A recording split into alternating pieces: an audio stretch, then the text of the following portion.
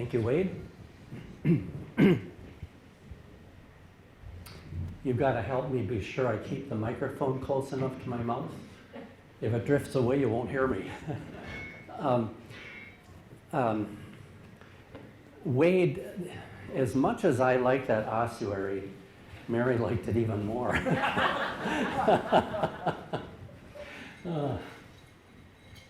Mary took this photograph when we took our trip to Bavaria, Germany, and Bohemia in 2017. And Wade remembers this as kind of a hotel that we were in up in the mountains of the Bavarian forest on the Germany side of the border, looking across. And if you really have an eagle eye like Kathleen has, you can see right there. There's a castle, a building up on top of that hill. So this evening there are two reasons I'm here. One is to tell you the story of how German Bohemians had so much to do with the music industry, music culture in New Ulm. And there are so many German Bohemians that were musicians in New Ulm that you're not going to see them all up there. And if there's some that you want to remember, be sure to speak up. I'll leave about 15 minutes for questions at the end of the talk. And I can hear already I'm going out. Try to reset. I will have some pictures that you won't see in the slideshow. I have a few extra that will pick up some of the people that you don't see. But I want to be sure you feel the opportunity to have a discussion afterwards. I'm also here in the interests of the New Ulm Municipal Band, which for 79 years has been playing music for the people of New Ulm. And one of the things that they do is they include in their repertoire melodies, songs that come from Bohemia, Germany, surrounding countries, as well as patriotic American tunes. You have been introduced to Don Urach, our director of the New Ulm Municipal Band, and he does a real good job of identifying the interests that our audiences have. Because we're going to be 80 years old next March, we're putting together a history book of the New Ulm Municipal Band, and that's our fundraiser tonight, so I'll be back by the dolls later on this evening. And for people who are interested, we'll sell you a copy of the book for $25, and we'll get it to you next March when it's printed, if I meet all my deadlines. And I'd like to start the program by thinking about and remembering Dr. Laverne Ripley, because, as you know, he was a professor of German language and culture at St. Olaf College, and he was often at these meetings. He was very supportive of the German Bohemian Heritage Society, and music was very important to him. In his book, German Bohemians, The Quiet Immigrants, written together with Robert Paulson, he devoted nearly 40 pages of a chapter to the German Bohemian music tradition and how it's been continued in New Ulm, how it was carried out in the old country. And so I'll touch on that a little bit. I'll talk a little bit more about band music, because band music has another special part in New Ulm's history, and also has been supported by German Bohemian immigrants and their children. So I want to just take a moment to orient you to the Czech Republic, which is the current name of the country where Bohemia was. And Bohemia was basically most of this. Slovakia is over here. You remember Czechoslovakia. And the Germans, the German-speaking people, lived along this rim towards the western end, northwestern, southwestern. This is in German Budweiser, where the Budweiser beer name comes from. Pilsen is probably familiar to you, Prague, right there. And we're going to be focusing on a fairly small area from about here to here, Klatovy. And this is where many, many German Bohemian families, music families, came to New Ulm and our area. This is a photograph from Ripley's book, and it shows you a village band. In Bohemia, the people in Western Bohemia enjoyed classical music. Antonin Dvorak, Bedřich, Smetana were classical music composers from Bohemia. They enjoyed opera, and in the ancestry of German Bohemians today were people who were opera singers. But practically every little village had its own village band. And the village band you see here was something that hadn't been around for a very long time. These instruments, you can see that they have valves. And valves were pretty new. They were part of the Industrial Revolution. They hadn't been invented until the very early 1810s and really got into musical instrument making by the 1830s. In the United States, for example, you see Civil War military bands that have instruments that look like this. These are cornets, not trumpets. Clarinets have a different sort of device to control the musical pitch, and that is keys. And so they've been around longer. Trombones have been around for almost forever. This is a picture of Whoopi John Wilford, John A. Wilford Jr., who was born near Clear Lake in Siegel Township. And these are all first cousins. All lived very close to each other in this little German Bohemian enclave in Siegel Township, south of Clear Lake. I can't tell you which is which here, but some of these are Stiebers. Yes, sir. And the clarinet is Eddie Stieber. Eddie Stieber. Boom Boom Bauer. Boom Boom Bauer on the tuba. Yep. This is trombone, and I think on another picture I have that name for you. Yeah. So what did they call themselves? They called themselves the Böhmische Dorfmusikanten, the Bohemian village musicians. These are first generation Americans. Their parents were the people who came over from Bohemia. And Wade was talking about how everybody's related to everybody else. Every one of these had a maternal ancestor, mother or grandmother, whose last name was Partner. Okay.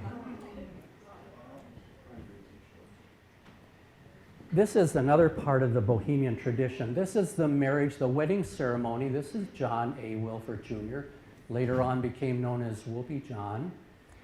And his mother was Barbara Portner Wilford. She's here. And his wife was Bertha Hillesheim here. And right here you see two individuals holding horns.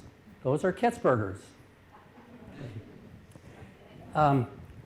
Part of the traditional, the musical traditions of the Bohemian villages was to have parades, to have processions. They did it for weddings. If you think about how the tiny villages existed, and then there were somewhat larger villages where the churches were, the band would go out to get the bride and bring her back to the church for the wedding and celebrate her by doing that. And so here you've got music, great big, everybody, all those people are probably all related, but this is in Siegel and celebrating their wedding. Here's a little later picture of the, by this time, it may have been called the John Wilford Concertina Orchestra. There's John Wilford playing the concertina. So here's Ed Stieber. Next to him is Emil Domeyer, known as Dumphy. Otto Stieber is I gotta get this right. Otto Stieber's on the trombone, right there.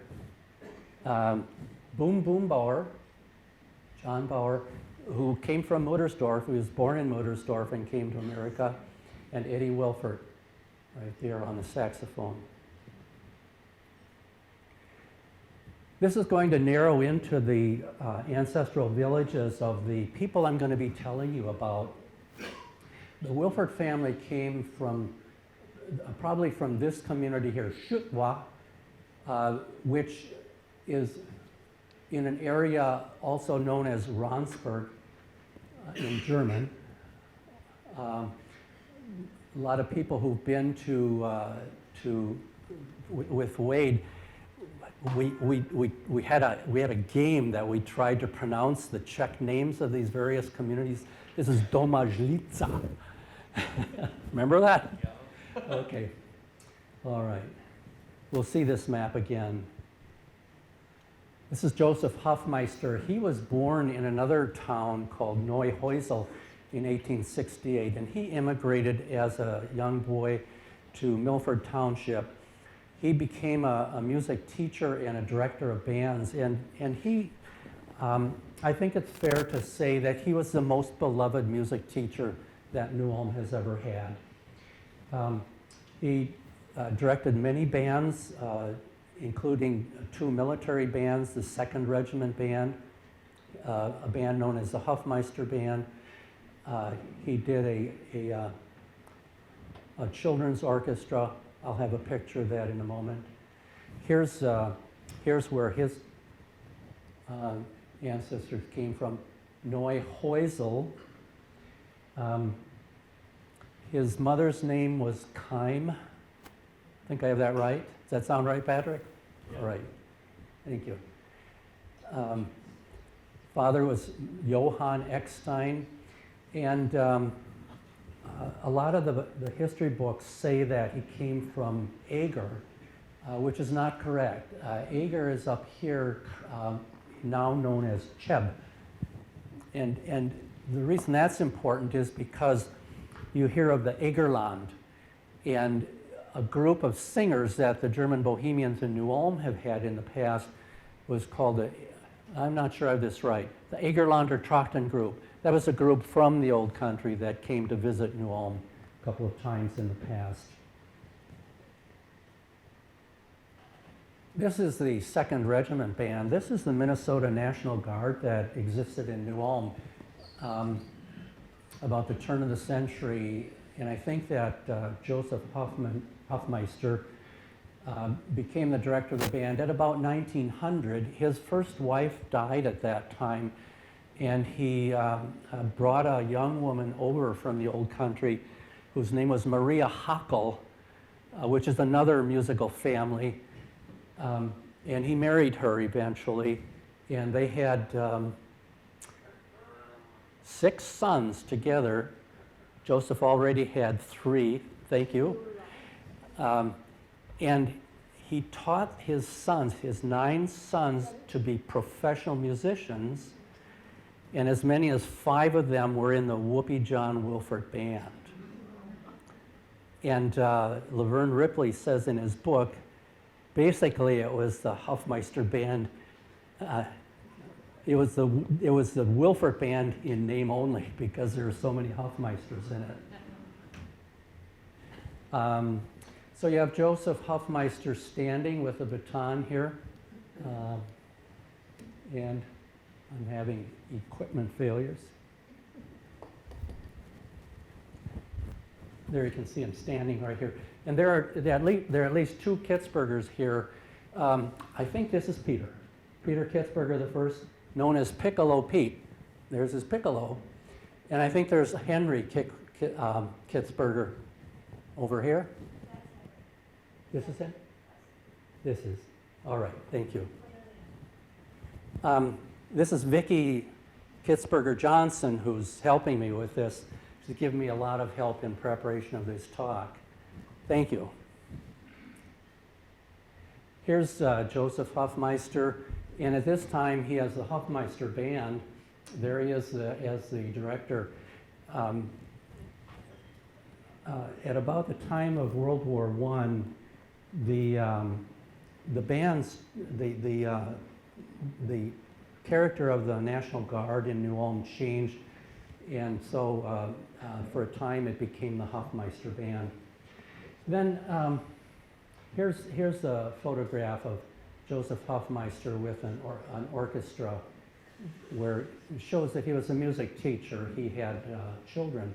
And what's real interesting about this picture, I think, is the fact that you see so many violins.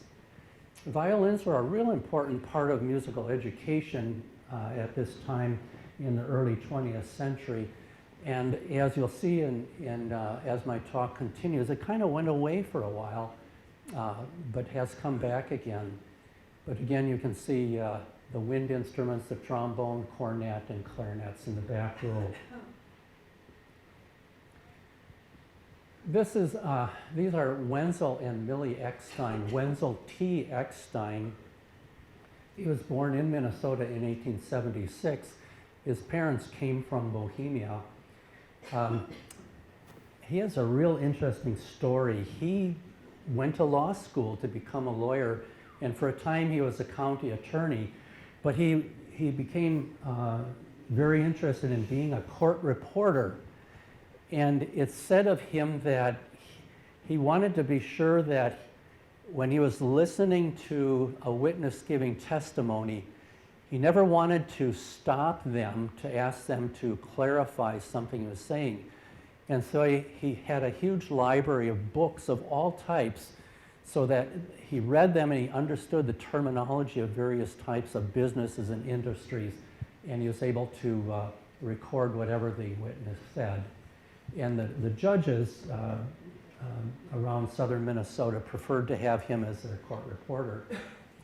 He also was a very important musician. He was also the director of several bands, and he was the director of the New Ulm Civic Orchestra, string orchestra for adults that existed in New Ulm.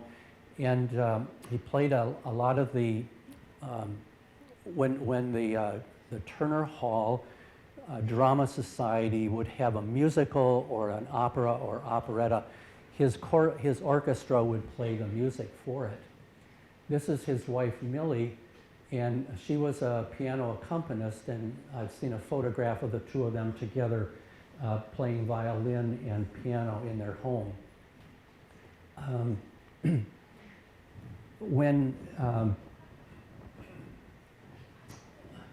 When he was about to retire, he provided for a means to carry on the music of the orchestras, and I'll continue that story in a few moments.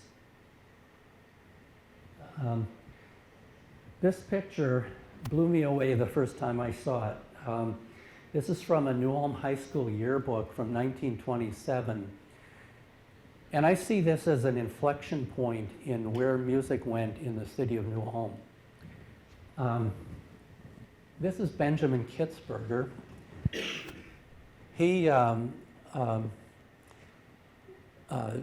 attended McPhail School of Music and Dramatic Arts.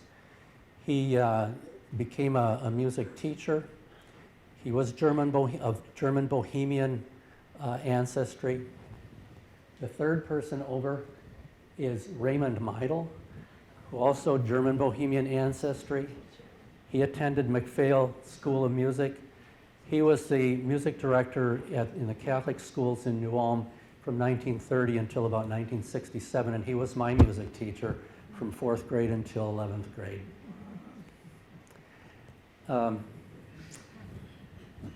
Here is Harry Dirks. He was the principal of New Ulm High School and very supportive of the music program. He was an example of a music teacher who was not professionally trained. And one of the things that happened following this was that music teachers started to require certification to get jobs.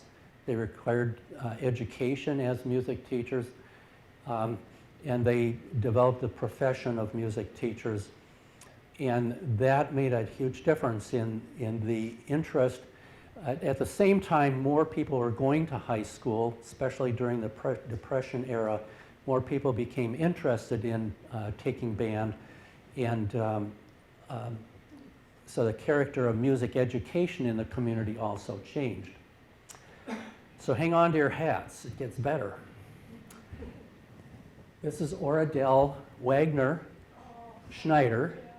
Her husband later on was Harley Schneider, the engineer of the city of New Ulm. She was a music teacher, my wife's piano teacher. This is Frank Heck, also German Bohemian background. He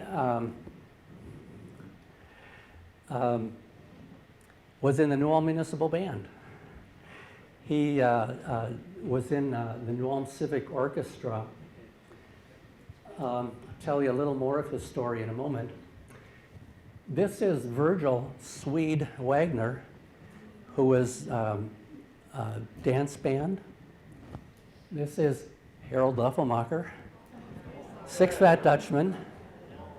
I haven't been able to connect him with the German Bohemians. Anybody know? Okay. This is Edwin Kaltz, German Bohemian, member of the New Ulm Municipal Band, musician in many dance bands in New Ulm, including his own. He was a tavern operator in New Ulm.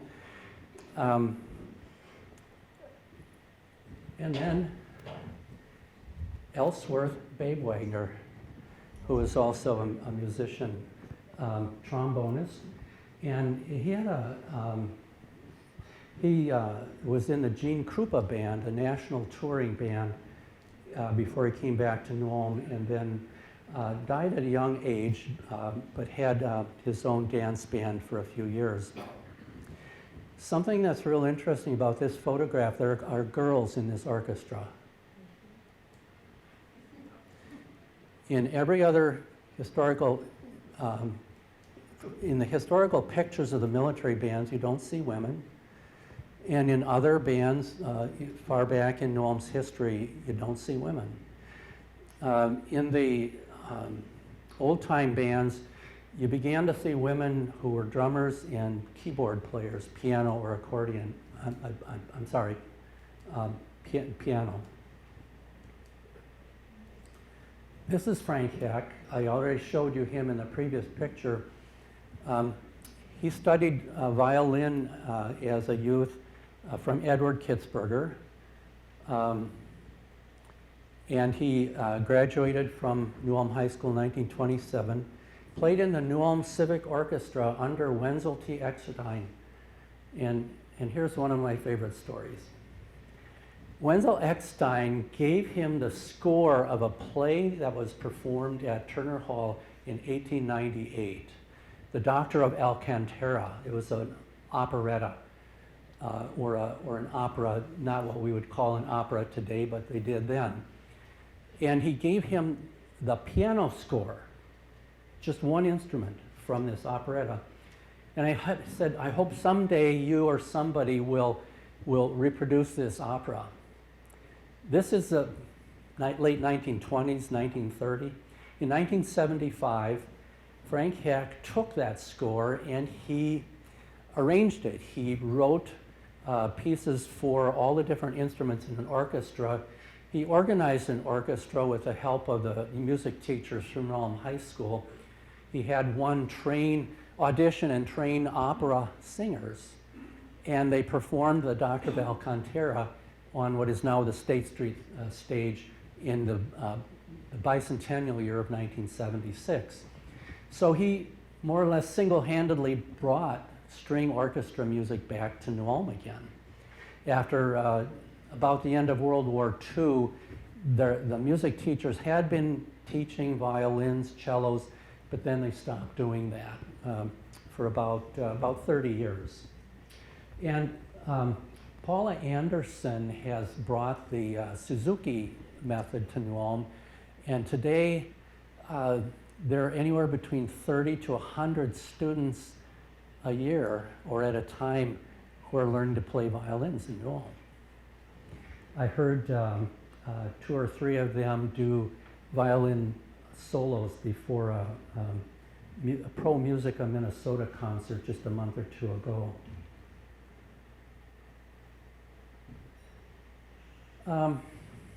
The Lang name does have German Bohemian roots, and Frank Heck's grandmother was Katharina Lang, and her maiden name was Gabrielle, and she came to America in 1858 from Bohemia. Phyllis Ruby, who's alive, is a granddaughter, I think, of Katharina. So Katharina was grandmother to Frank Heck. And in that same relationship, there are Brandels, Wendingers. This photograph, for me, reminds me of a sort of an oral tradition in New Ulm that people 100 years ago, you could hear live music performed in people's backyards when the weather was good on Sunday afternoons, practically every block in the town. I don't know how true that is, but this Frank Heck told a story of how he liked to spend weekends on the family farm that was up in West Newton near St. George. And these fellows, Frank Lang and Alfred Lang, were uncles to him, and they would go out behind the barn and play their music. And telephones were very new at that time. In 1910, the connections to St. George and West Newton Township had just been established. And after they'd play a tune, the telephone would ring. And their neighbors would say, "Would you please play this for us?" They had their favorites. This is Peter Kitzberger the first. His father was Anton Kitzberger. Mother was Barbara Dengler Kitzberger, and they came from Bohemia in 1868. He was, I think, the youngest or second youngest of the, numerous children they had, and he participated in many bands, many bands from youth on, and he was known as Piccolo Pete, and that's a name that people have kind of remembered. They immigrated from Neumark, which is here. See if I can get this to work again. There we go. The Czech name is Vyšehrobí. I have ancestors from there also, on my mother's side of the family, both sides, named Kachelmeyer, Simmet, and Herlich. And the Kitzberger family from Neumark is known for 100 or more years before they immigrated as potters, making pottery. This is a photograph of Benjamin Kitzberger, who is a grandson of Anton and Barbara. His father was Henry Kitzberger. He had a brother named Edward. And this shows you his diploma from the McPhail School. This was a conservatory that was opened in Minneapolis in the 1910s, and has done a great deal to provide music teachers for schools around the state of Minnesota. You can see he had a master's of music, and it was in 1934. He also taught at the New Ulm High School for about 2 years during World War II.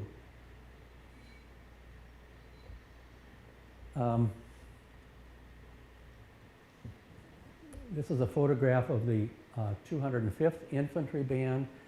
This is the Minnesota National Guard that was stationed in New Ulm from the mid-1920s until the beginning of World War II. And at that time, the the guard and the band were deployed to Alaska to be part of what was known as the Coastal Artillery.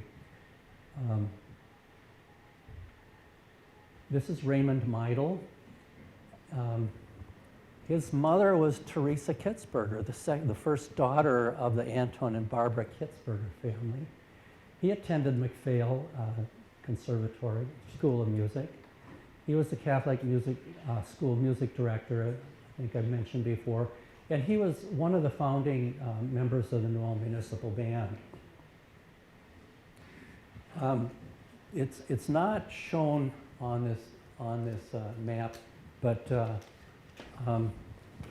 his family came from Kaltenbrunn, which is near Neumarkt, just a little tiny village to the northeast of Neubark. I know some people in the room have been there to visit, and I almost got there.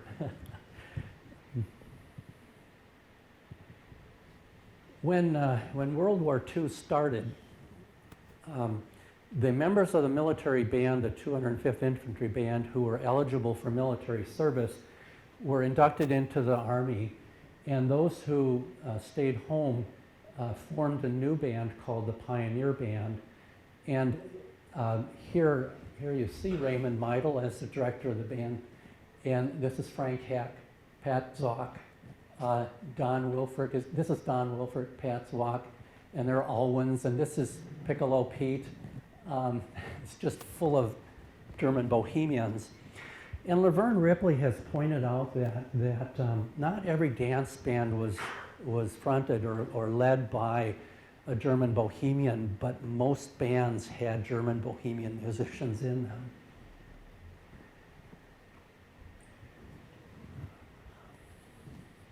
This photograph was taken at Johnson Ballpark in August 1954. That was the centennial year of New Ulm. And as many musicians and music students as possible were asked to come down to the park that evening because a journalist and a photographer from Collier's magazine, a nationally syndicated magazine, was in town. And they took this picture, 512 musicians.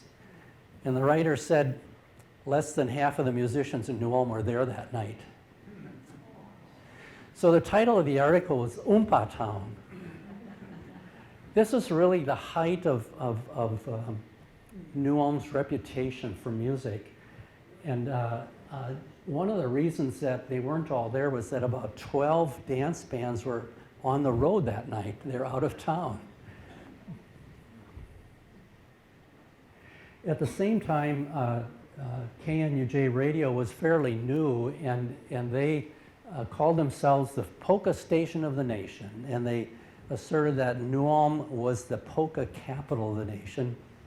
And it's one of those things that you can't prove, but if you'd like to discuss that afterwards, we can do that in the discussion period. I have a few pictures now that show you the New Ulm Municipal Band. One of the municipal band is supported by the city of New Ulm. It receives an appropriation from the city council each year, and the musicians receive a small stipend for the work they do. And they begin their season with Memorial Day. Every town in the country on Memorial Day is having a ceremony in their cemeteries to remember the war dead, to commemorate the people who fought for our country. They all have veterans and a color guard. They generally have a chorus. And here you see the Concord singers.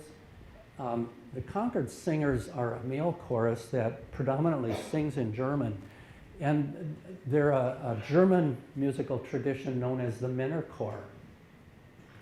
And then you have a band, you might call it a brass band or a wind band. This is our director, Don Murock. And then there's a military salute. And in most towns, almost all towns, the military salute is a rifle salute, a gun salute. In New Ulm, Minnesota, it's a cannon salute.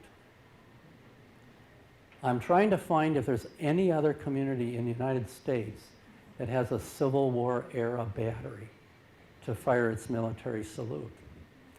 And so the New Ulm Battery and the New Ulm Municipal Band make music together in certain ways.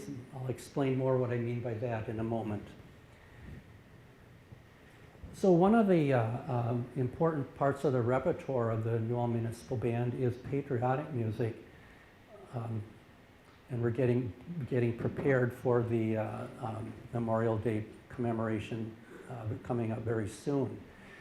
This is the New Ulm Battery in action, firing their cannon. And in the background, you see the New Ulm Municipal Band. This is at Riverside Park. We don't play there every summer, but we do frequently. This is an example of an open-air concert at German Park. And the concerts are entirely free and open to the public, and that's part of the reason that the city supports them. We do Broadway show tunes. We do, I think important to this group is we do ethnic music, German music, particularly military marches.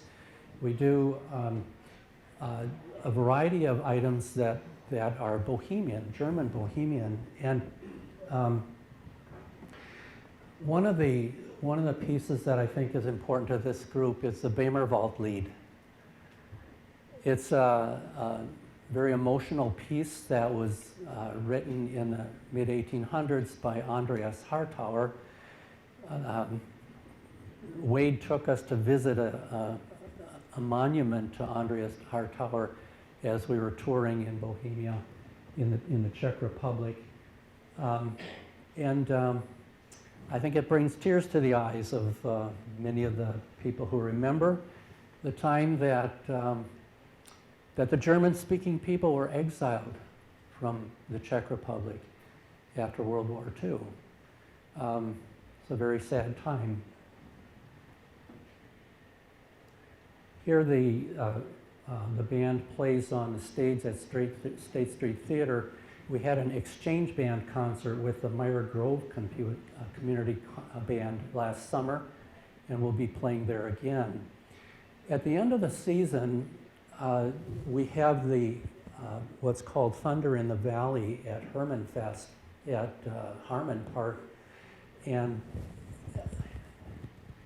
this is one of the things I get excited about. The photographer has to do something with the camera to just take picture after picture after picture very rapidly in order to catch the blast out the front of the cannon. And the photographer who took this picture is Adam Tolles. He calls that dragon's breath. This is during the playing of the 1812 overture by Tchaikovsky, and Tchaikovsky wrote the piece to commemorate the ending of the 1812 war when Napoleon's armies left Russia. He wrote it some decades later, but in the score he wrote cannon fire, and he wrote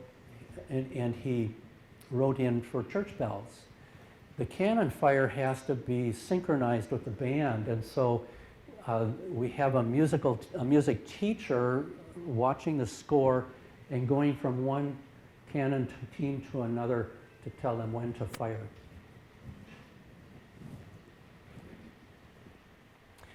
In the year 2000, the New Ulm Municipal Band went to Europe to tour Germany, and this is a photograph at the Ulmer Minster Cathedral in Ulm, Germany. And they also visited and played at the Hermann Denkmal, which is the Hermann Monument in Germany, similar to the Hermann Monument we have here in New Ulm. Well, I started with John A. Wilfert. This is his nephew, Donald Wilfert, who was a charter member of the New Ulm Municipal Band in 1946.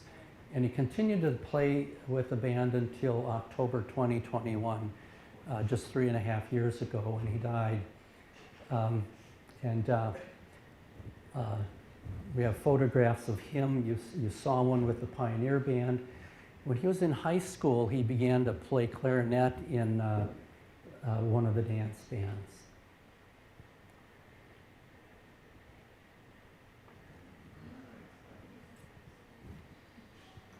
This is a picture of the Eckstein Music Trophy. It's a trophy that was given to New Ulm High School students from about 1931 until 2021. So for about 90 years, it was a music trophy that was given at the high school.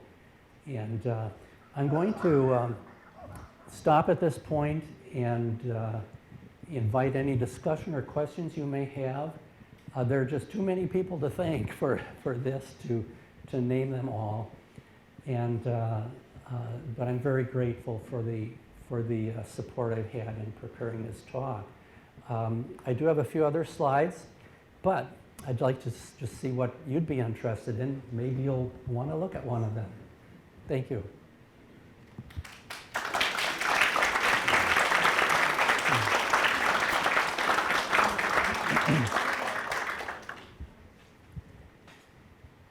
Daniel, Sir.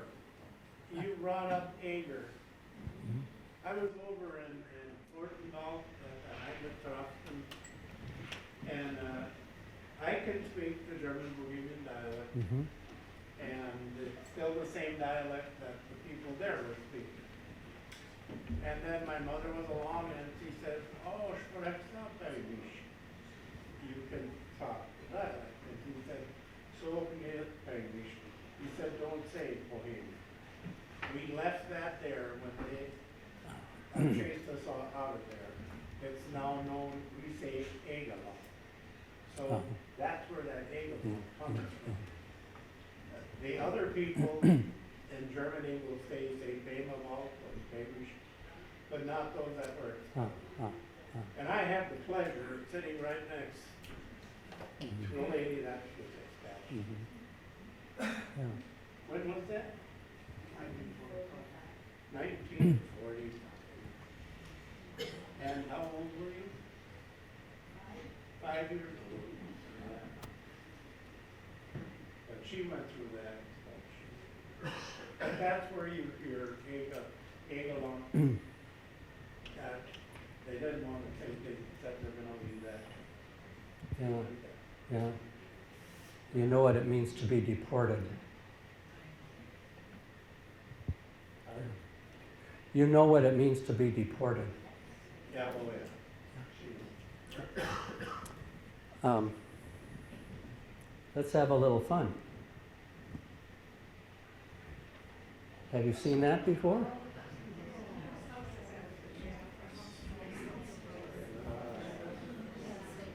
Where is that? State Street. Yeah. Across from Smiley's Bar. Yeah.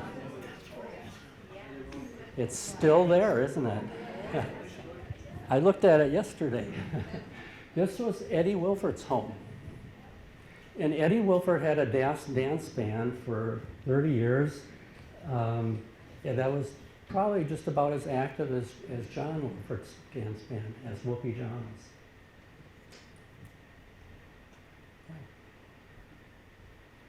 Pat, do you want to say something about the Eckstein Music Trophy? Well, yeah, I'll say a word or two.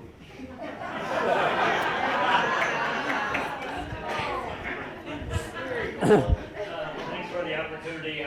This is the trophy that you saw here. It was given, of course, as was stated, to the senior New Ulm High School that participated well in music from the years 1931 until 2021, and it was about 11 years in 2011 when I last saw that trophy, and it has engraved names of the recipients for the years from 1931 until 1962, and classmates of my wife and I and Brenda,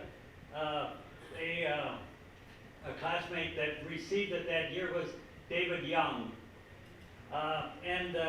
It's a trophy that I would like to put my eyes on again, and I don't know where it is anymore. Anyway, but it's this Eckstein family that was musically inclined was from not my great-grandfather, but from his brother that married a Kime, and that's the one that Dan was talking about, the Kime family. So that's the connection. Okay. Thank you, Pam.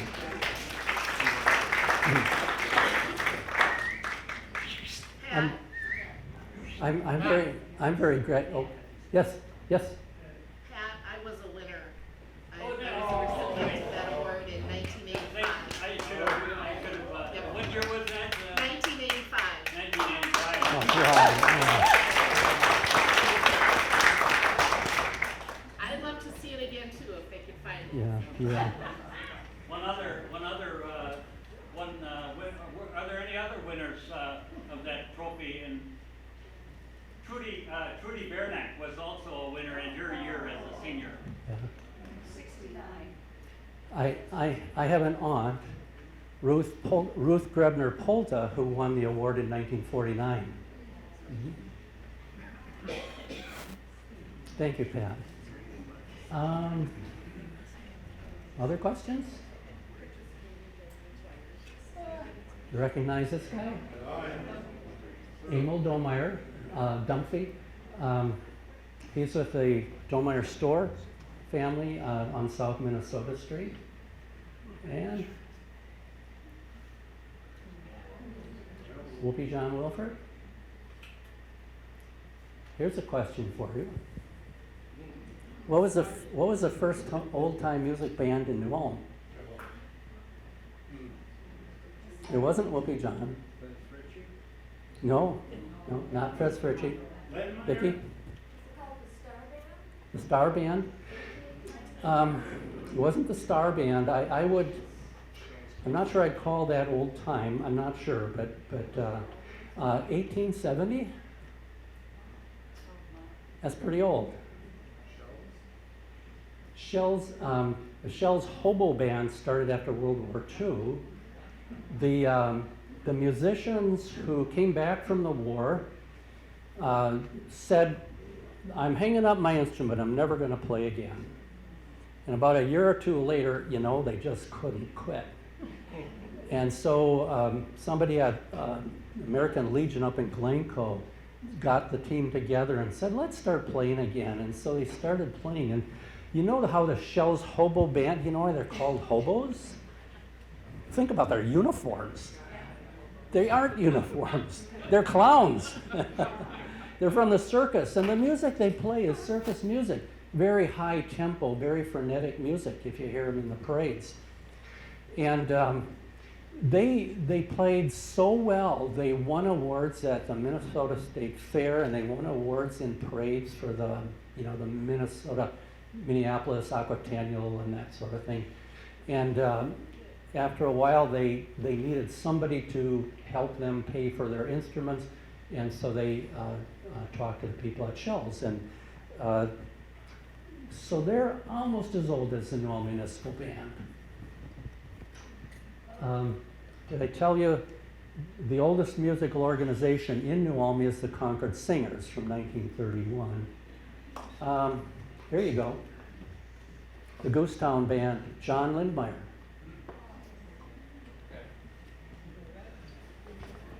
Right, Leanne? Yeah. Okay. All right. I'll put myself back in the corner to sell books to anybody who's interested. We're asking $25, and we'll need some contact information so that once the book is published next spring, we can get it to you. Appreciate anybody who's willing to do that. And there are the dolls that Wade mentioned, so have a good evening. Thank you.